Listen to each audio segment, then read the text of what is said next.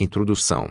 Toda emancipação constitui uma restituição do mundo humano e das relações humanas ao próprio homem. Karl Marx. Caros estudantes e professores do ensino médio, este livro pretende apresentar-lhes a filosofia como um conhecimento que possibilita o desenvolvimento de um estilo próprio de pensamento. A filosofia pode ser considerada como conteúdo produzido pelos filósofos ao longo do tempo, mas também como o exercício do pensamento que busca o entendimento das coisas, das pessoas e do meio em que vivem. Portanto, um pensar histórico, crítico e criativo, que discuta os problemas da vida à luz da história da filosofia. O livro está organizado a partir de conteúdos, denominados conteúdos estruturantes, ou seja, conteúdos que se constituíram historicamente e são basilares para o ensino de filosofia, mito e filosofia, teoria do conhecimento, ética, filosofia política, filosofia da ciência e estética. Em cada folha se desenvolve um conteúdo específico,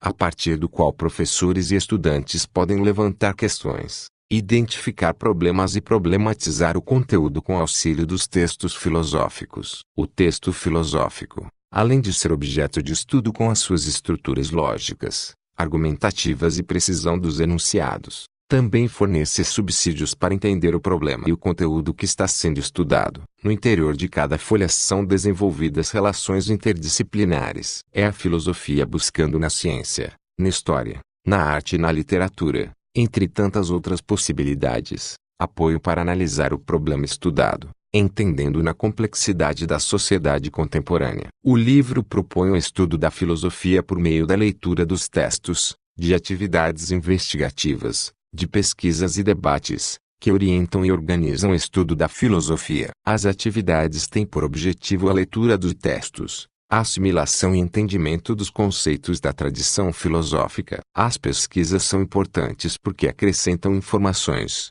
fixam e aprofundam o conteúdo estudado. Neste sentido, o conteúdo proposto é um ponto de partida, podendo surgir sempre novos problemas e novas questões a serem pesquisadas. É no debate, no agora, que podemos expor nossas ideias e ouvindo os outros nos tornamos capazes de avaliar nossos argumentos. Mas, para que isso ocorra, é preciso garantir a participação de todos. Na tentativa de assegurar a ética e a qualidade do debate, os participantes devem atender às seguintes normas: 1. Aceitar a lógica da confrontação de posições, ou seja, existem pensamentos divergentes. 2. Estar dispostos e abertos a ultrapassar os limites das suas posições pessoais.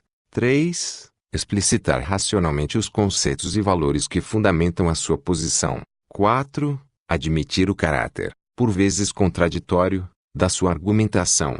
5. Buscar, na medida do possível, por meio do debate, da persuasão e da superação de posições particulares, uma posição de unidade, ou uma maior aproximação possível entre as posições dos participantes.